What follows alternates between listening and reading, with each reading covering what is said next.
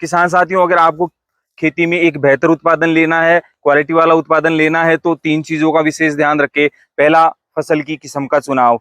दूसरा, फसल लगाने का तरीका। और तीसरा, फसल की देखभाल। अगर आपने इन तीनों तरीकों को अपना लिया तो निश्चित तौर पर आप एक बम्पर उत्पादन, बेहतर उत्पादन तो ले ही पाएंगे। साथ ही साथ जो आपके उत्पादन की क्वालिटी है वो भी बेहतर होगी और आप मार्केट में अच्छे दाम प्राप्त कर सकेंगे।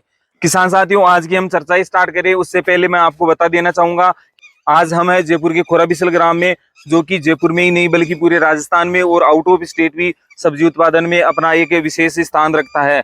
बात करें टमाटर की सीजन की, तो यहाँ टमाटर की सीजन में प्रतिदिन सैकड़ों टन टमाटर यहाँ से राजस्थान के अलावा देश के हर राज्य में निर्यात किया जाता है।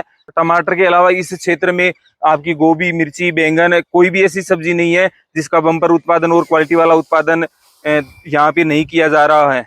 नमस्कार, मैं आपका किसान साथी मदन शर्मा और आप देख रहे हैं आपका अपना यूट्यूब चैनल खेती तकनीक, जहां हम आपके लिए लेकर आते हैं खेती बाड़ी से संबंधित विभिन्न प्रकार की नवाचारी तकनीकों के साथ साथ उन युवा किसानों के अनुभव जो आपको खेती बाड़ी में एक सकारात्मक ऊर्जा प्रदान करते हैं। आज का हमारा चर्चा सत्र रहेगा करेले की खेती किस प्रकार से की जाए, किस प्रकार से आप करेले की खेती करके बेहतर उत्पादन ले सकते हैं, अच्छा मुनाफा कमा सकते हैं।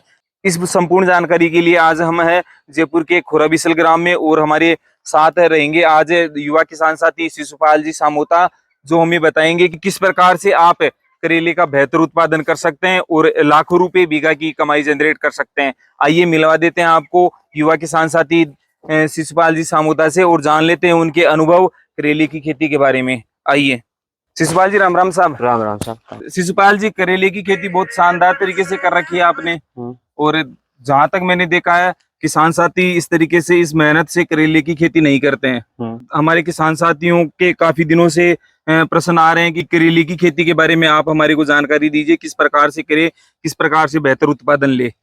तो सबसे पहले तो हमारे किसान साथियों को ये बताइए कि जो करेले की खेती करना चाह रहे हैं तो कोई समय विशेष पे करेले की खेती कर पाएंगे या साल में कभी भी करेले की खेती कर सकते हैं? वैसे तो हमारे यहाँ जयपुर के अंदर 2 समय बेस्ट रहते हैं। जी बताएं। एक तो जनवरी, जी 14 जनवरी के बाद में लगा दे करेला। जी जी। और एक है अपने ये है ना जुलाई और अगस्त, दोनों महीनों में कभी भी लगा सकते हैं। अच्छा, बरसात के सीजन में? हाँ, बरसात के सीजन में। अच्छा शिशुपाल जी, हमारे किसान साथियों को ये बताइए, आपकी जो करेले की फसल मैं देख रहा हूँ बहुत ही शानदार है और आपका जो प्रोडक्शन आ रहा है वो भी बहुत अच्छा है। तो हमारे किसान साथियों को ये बताइए कि भाई ये करेले की जो फसल है आपकी कितने दिनों में प्रोडक्शन देना स्टार्ट कर देती है?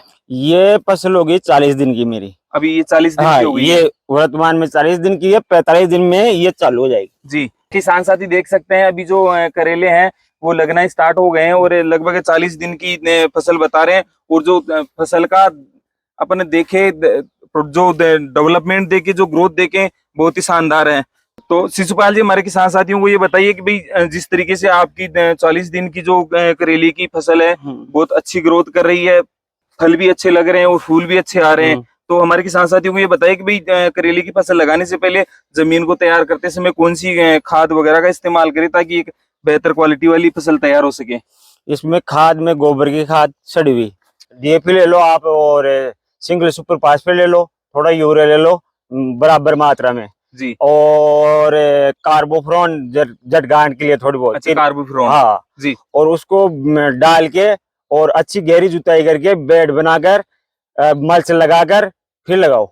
अच्छा, तो एक ये भी बता दी थोड़ा सा आइडिया मोटा मोटा भाई, जैसे अपने कच्ची बीघा के हिसाब से कितना क्या खाद डाले किसान साथी?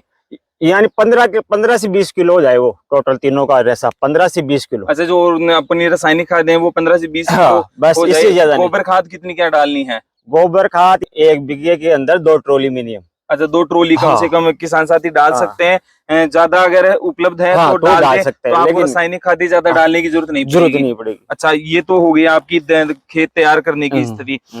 आपने मल्च लगा रखी है और ड्रिप लगा रखी है सिंचाई के लिए।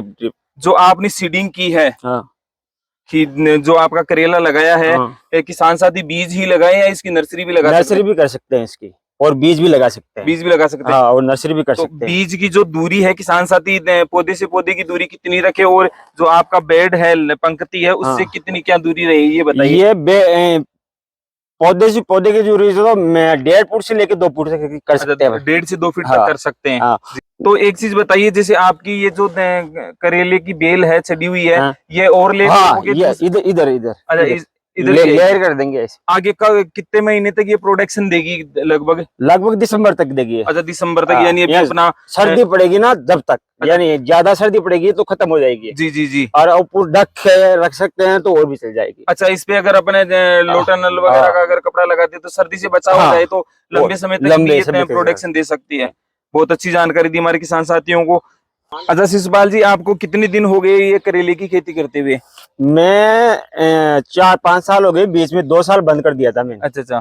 करेले की खेती करना। पहले मैं नीचे लगाता था, जमीन पे, बांस पे नहीं लगाता था। अच्छा अच्छा।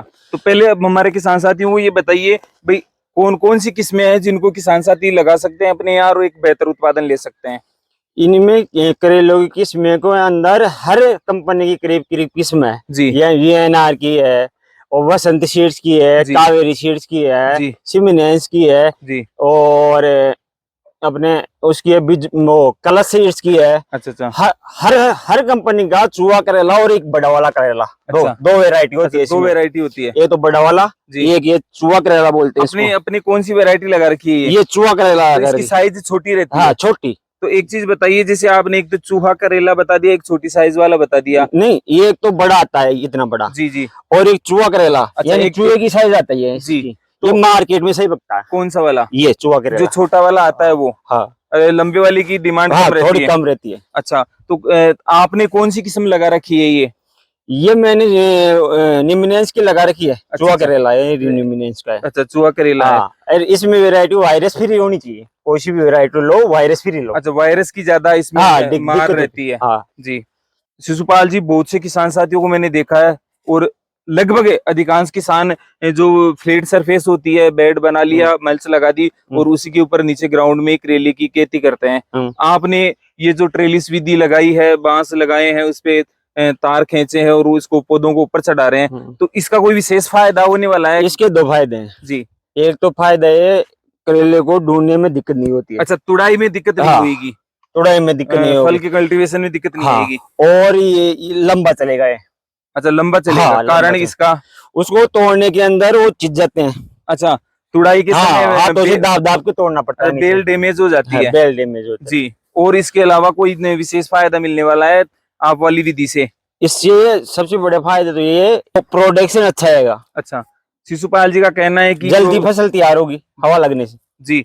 शिशुपाल जी का कहना है कि जो इन्होंने ट्रेलिस विधि लगा रखी है बांस और तार से, तो इसमें सबसे अच्छी जो बात बताई इन्होंने, भाई प्रोडक्शन को लेने में, कल्टीवेशन में ज्यादा दिक्कत नहीं होती।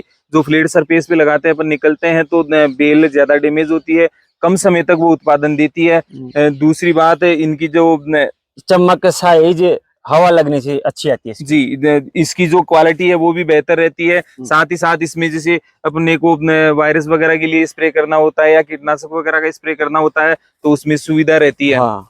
अच्छा, इसके अलावा हमारे किसान साथियों को ये बताइए कि इसमें रोग कौन कौन से आते हैं, क्योंकि किसी भी फसल को लगाने में, उसको मेहनत करके डेवलप करने में किसान मेहनत करता है, और कई बार ऐसा होता है कि ऐसे रोग आ जाते हैं जो फसल को सारी को चौपट कर देते हैं। तो इसमें रोगों की तो कौन सी स्थिति रहती है, वो भी हमारे किसान साथियों को बताएं। रोगों के अंदर तो सबसे बड़ा प्रकोप इसमें वायरस का होता है। वायरस का होता है? उसके से निपटने के लिए वायरस फ्री बीज लो आप। अच्छा, ऐसी किस्में भी आती है हाँ, तो वायरस फ्री होती है। तो और फिर भी इसमें व्हाइट फ्लाई का स्प्रे होता है, नॉर्मल ज्यादा जी। वो अच्छा, नहीं जो है। व्हाइट फ्लाई जो अपने फ्रूट जो हाँ, डंक देती है, फल में डंक दे फ्रूट देती है। फ्लाई और वायरस व्हाइट फ्लाई दोनों का स्प्रे होता है। तो अभी आपकी जो ये किस्म है आपने बताई, हाँ, ये वायरस फ्री है, वायरस तो फ्री इसमें वायरस वगैरह की दवाई देने की जरूरत नहीं पड़ेगी? कम, नॉर्मल अच्छा, देनी फिर तो भी पड़ती है, इन्वायरमेंट के हिसाब से देनी पड़ती है, लेकिन कम कम देनी पड़ती हाँ, है? कम देनी। जी, बहुत अच्छी जानकारी दी। अच्छा, एक चीज ये बताइए हमारे किसान साथियों को, भाई इसका एक तो भाव क्या रह जाता है मार्केट में?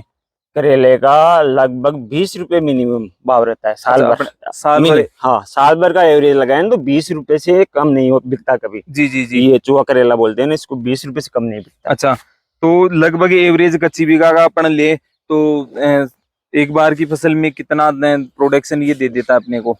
ये तो भाव एक्स्ट्रा मिल जाए तो ज्यादा भी हो जाए, ये रेट के अनुसार है जी पर जितना रेट मिलेगा जी जी जी उतने पैसे बनेंगे। जी। शिशुपाल जी, करेले की खेती कर रखी है तो किसान साथियों को ये भी बता दी कि भाई इसमें पानी जो अपने सिंचाई करते हैं उसकी क्या स्थिति रहती है, कितने दिन में किसान साथी को सिंचाई करनी है। और जैसे आपने बेड वगैरह भी लगा रखे तो इनमें भी पानी वगैरह छोड़ने की जरूरत हो रहती है क्या? जैसे आप मैंने देखा भी आपके आधे खेत में आपने जो बेड है उनके बीच में जो दूरी है उसमें पानी छोड़ रखा है। ये तो मौसम के इन्वायरमेंट पे काम करता है सर जी यानी अगर टेम्परेचर ज्यादा है जी जी तो एक दिन छोड़ के एक दिन पानी देना पड़ेगा। और बीच में छोड़ने की तो ये है बरसात से है ना मिट्टी जी जी। ये बीच वाली ये टाइट हो गई तो इसमें हम पानी छोड़ के इसकी गुजाई करवाएंगे। अच्छा अच्छा, तो इसे गुजाई करवाने से जो शेष टूटेगी जमीन की, टाइट हो जाने जड़ों का उनका ज्यादा होगा, प्रोडक्शन ज्यादा होगा। जी। अच्छा शिशुपाल जी, जैसे ये तो है कि भाई आपने जब जमीन तैयार की, सीडिंग की, इसकी सोइंग की फसल की, तब आपने खाद वगैरह डाल दिए। अब जैसे फसल आपकी धीरे धीरे बड़ी हो रही है, फ्रूटिंग भी हो रही है, फ्लोरिंग भी हो रही है, तो इसका बेहतर उत्पादन लेने के लिए, क्वालिटी वाला उत्पादन लेने के लिए आप इसमें सिंचाई के साथ साथ कौन सी न्यूट्रिशंस वगैरह डालते हैं ताकि फल की साइज भी अच्छी हो, अच्छी पैदावार हो?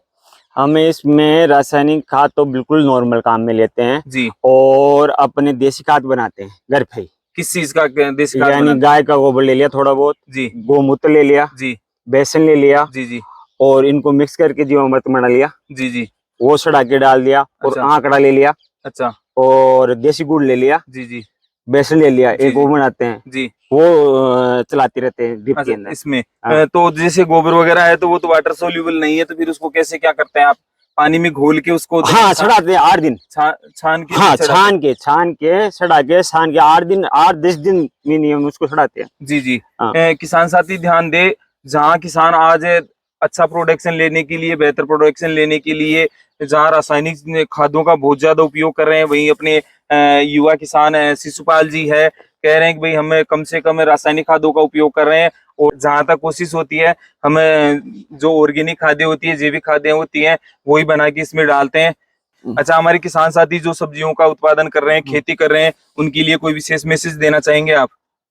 मैसेज ये है सर, खेती करे, नई तकनीक से खेती करे और दूसरों से हट के खेती करे। जी अगर एक किसान कोई चीज लगा रहा है तो पूरे एक किसान पूरे गांव में एक ही चीज लगाते हैं। हाँ, वो उससे क्या है, उससे ज्यादा नुकसान होता है हर किसी को।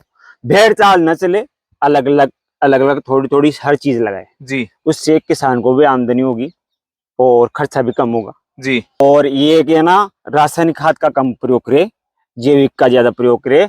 रासायनिक खाद से आने वाली नस्लों में बहुत दिक्कत होगी। अभी कैंसर स्किन एलर्जी प्रॉब्लम इतनी रासायनिक खादों से हो रही है ज्यादा। जी जी जी।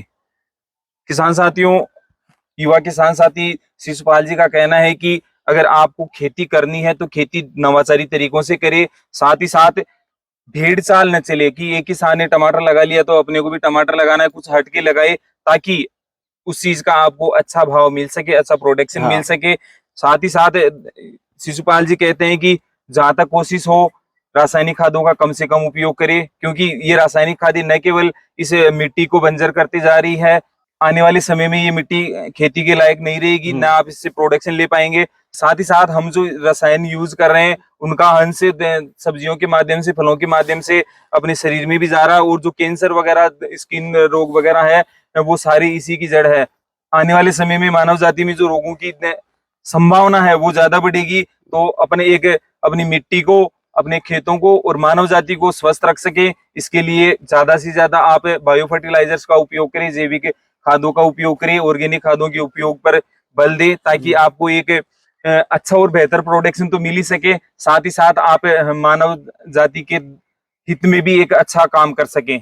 अब बहुत अच्छी जानकारी दी शिशुपाल जी, समय निकाला आपने, हमारे किसान साथियों को अपने अनुभव साझा किए। किसान साथियों, करेले की खेती के संबंध में आप किसी भी प्रकार की अगर जानकारी लेना चाह रहे हैं तो स्क्रीन और डिस्क्रिप्शन बॉक्स में हमारे युवा किसान साथी शिशुपाल जी के कॉन्टेक्ट नंबर दे रखे हैं, आप उन पे संपर्क करके इनसे और भी करेले की खेती के संबंध में अनुभव जान सकते हैं। अगर आपको जानकारी पसंद आई हो तो वीडियो को लाइक और शेयर करना न भूले, ताकि अन्य किसान साथी जो करेले की खेती करना चाह रहे हैं उनको भी शिशुपाल जी के जो अनुभव है करेले की खेती के वो मिल सके। साथ ही साथ अगर आप हमारे यूट्यूब चैनल खेती तकनीक पर नए हैं तो चैनल को सब्सक्राइब करके बेल आइकन जरूर दबा लें, ताकि खेती बाड़ी एवं पशुपालन कि नवाचारी तकनीकों के साथ साथ जो हमारे युवा किसान साथी हैं उनके द्वारा किए गए एक्सपेरिमेंट्स है, इनके अनुभवों का भी आपको घर बैठे लाभ मिल सके। आज के लिए बस इतना ही, फिर मिलेंगे किसी नवाचारी युवा किसान के साथ, उसके अनुभवों और उसके नवाचारी कृषि तकनीकों को लेकर, जो आपकी खेती बाड़ी को एक सकारात्मक ऊर्जा और बेहतर उत्पादन की राह आसान करेगी। तब तक के लिए सभी किसान साथियों को राम राम, जय हिंद, जय भारत।